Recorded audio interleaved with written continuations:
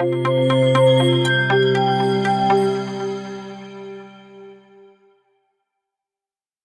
दोस्तों।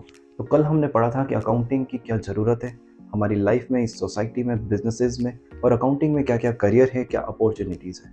आज हम पढ़ेंगे कि अकाउंटिंग होती क्या है, अकाउंटिंग की डेफिनेशन क्या है, मीनिंग क्या है, और इसी वीडियो के साथ आज हम शुरू करेंगे 11th क्लास का अकाउंटिंग का कोर्स।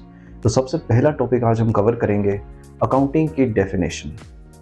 अलग अलग इंस्टीट्यूट्स ने, ऑर्गेनाइजेशंस ने अपने अपने अकॉर्डिंग अकाउंटिंग को डिफ़ाइन किया है, लेकिन इन सब में जो सबसे पॉपुलर डेफिनेशन है वो डेफिनेशन हमें दी है AICPA ने। अब क्या है AICPA?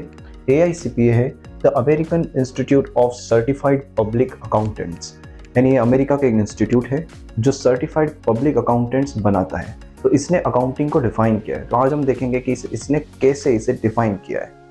Had defined accounting as the art of recording, classifying, and summarizing in a significant manner and in terms of money, transactions, and events which are in part at least of financial character and interpreting the result thereof. दिखने में एक बड़ी definition लगेगी, बड़ी complicated लगेगी, लेकिन ये definition best definition है। इस डेफिनेशन के अंदर हर चीज़ लिख दी गई है। ये इतनी मीनिंगफुल और इंसाइटफुल है कि अगर आप इसे समझ जाते हो तो आप अकाउंटिंग को पूरी तरह से समझ जाओगे। तो हम स्टेप बाय स्टेप इसे ब्रेक डाउन करते हैं और फिर समझने की कोशिश करते हैं फिर से। तो इसने कैसे डिफाइन किया है अकाउंटिंग को? तो अकाउंटिंग क्या है? एक आर्ट है ऑफ रिकॉर्डिंग। अकाउंटिंग को माना गया है किसका? आर्ट, रिकॉर्ड करने का। अब आप पूछेंगे कि क्या रिकॉर्ड करना है ना? तो बिजनेस के अंदर बहुत सारे ट्रांजैक्शंस होते हैं। अगर आप बिजनेस लगा रहे हो तो बिना ट्रांजैक्शन के आप बिजनेस कर ही नहीं सकते।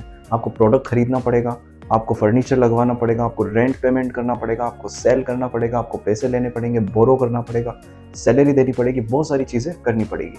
तो अगर आप बिजनेस लगा रहे हो तो बहुत सारे ट्रांजैक्शंस होंगे, और ट्रांजैक्शन के साथ साथ क्या हो सकता है? इवेंट्स होंगे। यहाँ पर क्या लिखा हुआ है? Transactions and events. ट्रांजैक्शन क्या हो गया? जैसे मैंने किसी को रेंट पेमेंट किया तो मैंने उसको 10,000 रुपीज़ रेंट दिया, तो ये क्या हो गया? एक ट्रांजैक्शन हो गया। इवेंट क्या हो गया? जैसे कि मान लेते हैं कि मेरे गोडाउन में आग लग गई, तो ये कोई ट्रांजैक्शन नहीं है। ट्रांजैक्शन दो पार्टी के बीच में होता है। इवेंट के लिए दो पार्टी जरूरी नहीं है। अब आग लग गई, इसमें कोई दो पार्टी नहीं है, लेकिन मुझे लॉस तो हुआ। तो ट्रांजैक्शंस और इवेंट्स को क्या करना है? आपको सबसे पहले रिकॉर्ड करना है, उसे एक सिग्निफिकेंट मैनर में, एक मीनिंगफुल मैनर में उसे रिकॉर्ड करना है। फिर क्या करना है? उसे क्लासीफाई करना है। क्लासीफाई करने का मतलब है उसे अलग अलग करना, उसका वर्गीकरण करना। जैसे रेंट, मैंने साल भर में कितना रेंट पेमेंट किया तो इसका एक अलग रिकॉर्ड हो जाएगा। मैंने शाहरुख खान को कितने पैसे दिए, इसका एक अलग रिकॉर्ड हो जाएगा। सलमान से कितने लेने, इसका एक अलग रिकॉर्ड हो जाएगा। मैंने कितना फर्नीचर लगवाया, इसका एक अलग रिकॉर्ड हो जाएगा। तो हर एक अकाउंट को, हर एक ट्रांजैक्शन, हर एक टाइप ऑफ ट्रांजैक्शन को मैं क्या करूँगा? अलग अलग कर दूंगा। और इसी को हम क्या कहते हैं? क्लासीफाई करना एंड समराइजिंग। और हम क्या करते हैं? ईयर एंड पे इन सारे ट्रांजैक्शन को जिन्हें हमने क्लासीफाई कर दिया है, लास्ट में इनकी हम एक समरी बनाते हैं, एक छोटे से रूप में उसे प्रेजेंट करते हैं, ताकि हमें पता चल सके कि बिजनेस में कितना एक्चुअल में प्रॉफिट हुआ है, कितना लॉस हुआ है, in a significant manner and in terms of money. ये बहुत ही इंपॉर्टेंट पार्ट है, इन टर्म्स ऑफ मनी, इसीलिए मैंने इसे हाईलाइट किया है। इन टर्म्स ऑफ मनी का मतलब ये हो गया कि बिजनेस के अंदर हम उन्हीं ट्रांजेक्शन की अकाउंटिंग करते हैं जिन्हें मनी की टर्म्स में एक्सप्रेस किया जा सकता है। अब आप कहोगे ऐसे क्या ट्रांजैक्शन होंगे जिन्हें मनी की टर्म में एक्सप्रेस किया जा सकता है? फॉर एग्जाम्पल, मेरा एक बिजनेस है। अब मेरे बिजनेस में जो मैनेजर है, जो एक हेड है या फिर एक चीफ है, मुझे पता है कि वो बहुत ही निकम्मा है, वो अच्छे से काम नहीं करता है। अब वो बिल्कुल अच्छे से काम नहीं करता है, और उसके अच्छे से काम नहीं करने की वजह से मेरा बिजनेस बहुत इम्पैक्ट हो रहा है, वो मन मर्जी करता है। तो इस बात को मैं अकाउंटिंग में नहीं लिख सकता। क्यों नहीं लिख सकता? क्योंकि मैनेजर कितना अच्छा काम करता है, कितना बुरा काम करता है, इसे मनी की टर्म में नहीं डिफाइन कर सकते। हम अकाउंटिंग में उन्हीं चीज़ों को लिखते हैं जिन्हें हम मनी की टर्म्स में, मॉनेटरी टर्म्स में डिफाइन कर सकते हैं। जैसे 5,000 रुपये का रेंट दिया, इसे लिखेंगे। 1 लाख रुपए की मशीन खरीदी, इसे लिखेंगे। 2 लाख रुपए का लोन लिया, इसे लिखेंगे। मैनेजर को 50,000 रुपए की सैलरी दी, इसे लिखेंगे। लेकिन उसकी क्वालिटी क्या है, वो मैनेजर कितना अच्छा काम करता है, ये हम अकाउंट्स में नहीं लिख सकते। एक और एग्जांपल देते हैं। मान लीजिए कि आज ही के दिन मैंने 100 लोगों को अपने बिजनेस में जॉब दी। कितने लोगों को? 100 लोगों को। अब 100 लोगों को मैं जॉब दे रहा हूँ, ये मेरे बिजनेस के लिए एक बहुत बड़ी बात है। ये बिजनेस में एक बहुत बड़ा इवेंट हो रहा है। तो मैंने क्या बोला? इवेंट को आपको रिकॉर्ड करना है। लेकिन जब मैंने 100 लोगों को जॉब दी है आज, तो आज एक भी रुपए का ट्रांजैक्शन नहीं हुआ है, क्योंकि आज के आज तो मैं उन्हें सैलरी नहीं दूंगा, तो मेरा एक भी रुपए का ट्रांजैक्शन नहीं हुआ है। चाहे मेरे बिजनेस के लिए एक बहुत बड़ा इवेंट है, मैं इसे अकाउंट्स में नहीं लिख सकता, क्योंकि अकाउंट्स में उसी को लिखेंगे जिन्हें मनी की टर्म्स में एक्सप्रेस किया जा सकता है। सिर्फ पैसों में खेलना है, पैसों में बात करनी है, पैसे नहीं है, मनी नहीं है, तो उसकी बात हम नहीं करेंगे। तो ये अकाउंटिंग की एक और हम समझ कह सकते हैं कि ये अकाउंटिंग की एक कैरेक्टरिस्टिक्स है। इसके अलावा क्या, जैसे कि हमने पहले ही देख लिया, ट्रांजैक्शंस और इवेंट दोनों में क्या डिफरेंस है।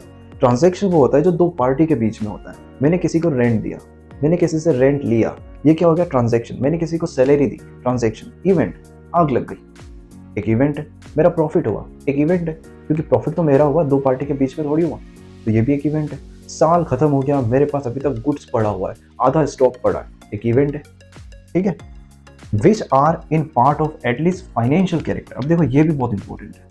अब जो आपके ट्रांजैक्शन से जो इवेंट्स है वो एक फाइनेंशियल कैरेक्टर के होने चाहिए, वो किसी ना किसी तरीके से फाइनेंस से या फिर ये कह सकते हैं कि हमारे बिजनेस से रिलेटेड होने चाहिए। यहाँ पर मैं एक अच्छा सा एग्जांपल देता हूँ। एक ओनर है, उसका बिजनेस है। ओनर क्या करता है, अपने डॉटर की फीस पेमेंट करता है स्कूल की, तो ये कोई बिजनेस का ट्रांजैक्शन नहीं है, इसे हम एक बिजनेस का ट्रांजैक्शन नहीं बोलेंगे। इसका जो कैरेक्टर है वो फाइनेंशियल कैरेक्टर नहीं है, तो ऐसे ट्रांजैक्शन को भी हम अकाउंटिंग में रिकॉर्ड नहीं करेंगे। तो एक बार वापस इस डेफिनेशन को देखते हैं। तो अकाउंटिंग क्या है? The American institute of certified public accountants AICPA had defined accounting as the art of recording, most important, recording, classifying, classify करना, अलग अलग करना, एंड समराइजिंग, ईयर एंड पे उसकी एक summary banana, in a significant manner and in terms of money. तो उन्हीं transaction को लिखेंगे जिन्हें मनी की टर्म्स में एक्सप्रेस किया जा सकता है। ट्रांजैक्शंस एंड इवेंट्स, दोनों चीजें, ट्रांजैक्शंस को भी लिखना है और इवेंट्स को भी लिखना है जो मनी की टर्म्स में एक्सप्रेस हो सकते हैं, which are in part of at least of financial character, जो क्या है, फाइनेंशियल कैरेक्टर के हैं, and interpreting the result thereof. देखो शुरुआत में ये होता था कि अकाउंटिंग का मतलब क्या होता है, एक क्लरिकल वर्क। आपने सारे खाते बनाए, बहिया बनाई, सारे ट्रांजैक्शंस को रिकॉर्ड कर लिया, अकाउंटिंग खत्म। आज की अकाउंटिंग ऐसी नहीं है। आज की जो अकाउंटिंग है वो एक ब्रिज है बिजनेस के ट्रांजैक्शंस और मैनेजमेंट, जो ओनर है, जो उस बिजनेस को चला रहा है, उन दोनों के बीच का एक पूल है। वो क्या करता है, सारे ट्रांजैक्शन को रिकॉर्ड करता है और वो यानी अकाउंटेंट वो उन सारा ट्रांजैक्शन का इंटरप्रिटेशन करता है, एक मीनिंगफुल उसका कंक्लूजन निकालता है, और वो कंक्लूजन वो कहाँ तक पहुँचाता है, वो पहुँचाता है मैनेजमेंट तक, ओनर तक, बोर्ड ऑफ डायरेक्टर्स तक। यानी आज की तारीख में अकाउंटेंट का जो रोल है वो बहुत बड़ा रोल है, बहुत इंपॉर्टेंट रोल है किसी भी बिजनेस में। तो क्या है, इंटरप्रेटिंग द रिजल्ट देयरऑफ, यानी कि जो अकाउंटिंग का जो रिजल्ट हुआ है उसका इंटरप्रिटेशन करना भी अकाउंटिंग का पार्ट है। तो ये जो डेफिनेशन है इसे आप नोट डाउन कर लीजिए। अगर आपके पास NCERT की बुक है तो उसमें डेफिनेशन दे रखी है। उम्मीद करता हूँ आपको ये डेफिनेशन समझ में आई होगी।